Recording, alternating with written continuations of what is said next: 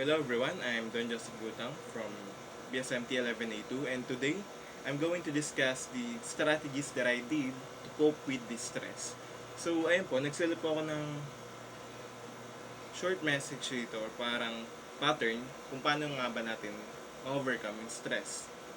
Every day, I will experience stress. So lahat naman tayo na-experience natin yung stress. It's not new since we're born in a stressful community. We experience different problems which is uncontrollable.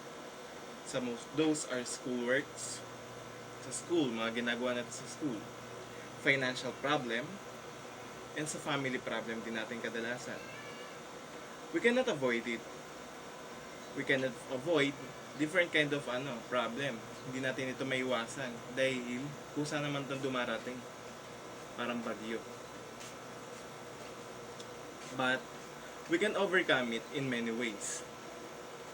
Para sa akin, the most effective way to solve this problem is by accepting it. Accept that it is a cycle.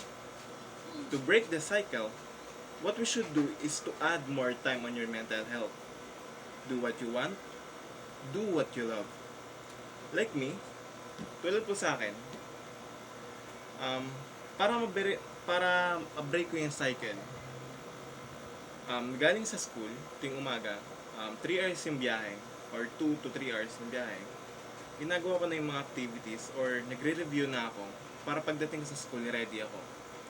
Then, sa school, focus sa studies, then after nun, kapag pauwi na naman, 2 to 3 hours na biyahe, gagawin mo naman yung mga assignments or activities na pinapagawa sa school.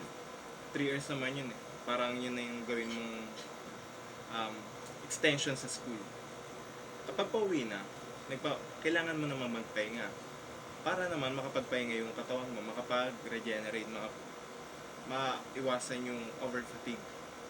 After nun, kapag nakapag-take ka na ng nap or nakapahinga ka na ng an hour or minutes, ginagawa ko naman is yung hobbies ko, yung mga gusto ko. Like, gusto ko mag-basketball kasi hobby ko yung pagbabasketball. Ginagawa ko yun. Or kung gusto ko naman kumain or gumala, gagawin ko yun para lang hindi ako masanay sa cycle. Hindi ako masanay na paulit-ulit yung ginagawa ko. Dapat mag-add tayo ng mga gawain na makapagbibigay sa atin ng motivation na ipagpatuloy yung ginagawa natin sa buhay. Next. These strategies will help me to be happy despite of the challenge and the problem. Gaya nga na sinabi ko,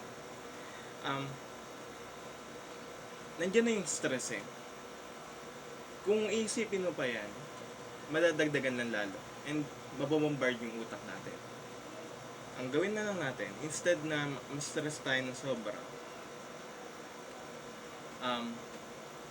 isipin natin yung ibang side na gumawa tayo ng way kung paano mababawasan, paano malilimutan yung stress sa buhay natin. And yun lamang po, maraming salamat.